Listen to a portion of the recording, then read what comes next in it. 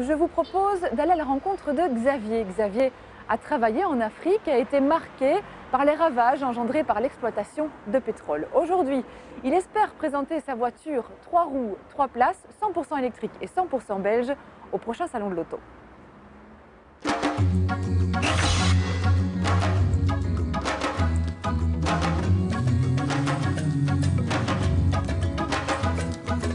Quand j'ai fait ce voyage de Dakar à Bruxelles avec un petit véhicule électrique, j'ai trouvé ça super fun, super intéressant, pas du tout stressant, très calme, paisible et au fond le retour, la vision des gens était aussi assez intéressante. Vous savez, aujourd'hui on a 6 millions de voitures individuelles en Belgique. Il faudra bien qu'on les transforme d'une manière ou d'une autre par autre chose. Vous voyez bien ce qui se passe à cause du pétrole dans le monde. C'est pas très égalitaire ce qui se passe. Je pense que la mobilité électrique, surtout dans un pays comme la Belgique où on fait peu de kilomètres, eh bien je pense que c'est une solution idéale. Mais quand j'étais petit, j'ai d'ailleurs retrouvé un vieux carnet de poésie et là-dedans il y avait marqué quand je serai grand, je voyagerai et j'irai voir la nature ou découvrir la nature. Alors j'ai eu l'occasion de le faire.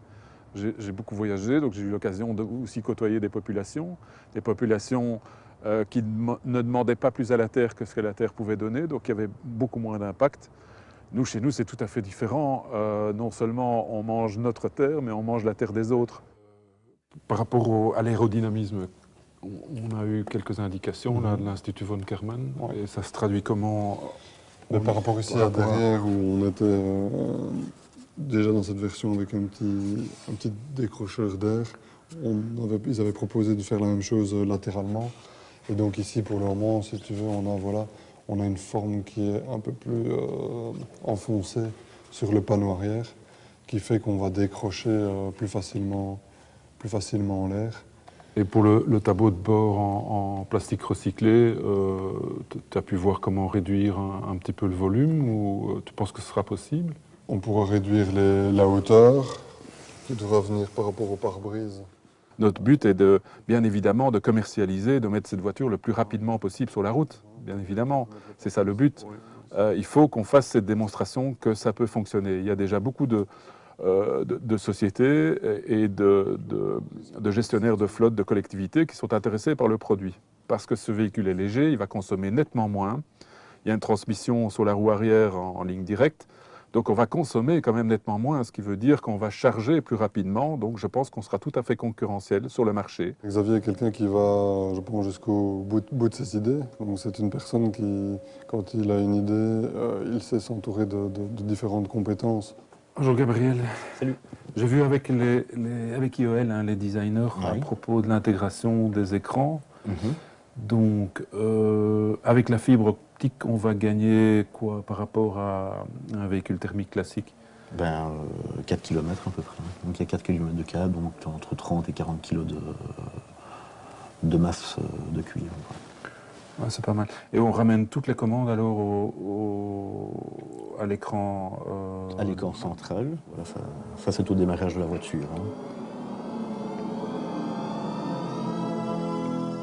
En Belgique, on peut faire de la voiture avec des ressources locales, de la main-d'œuvre locale pour un marché local.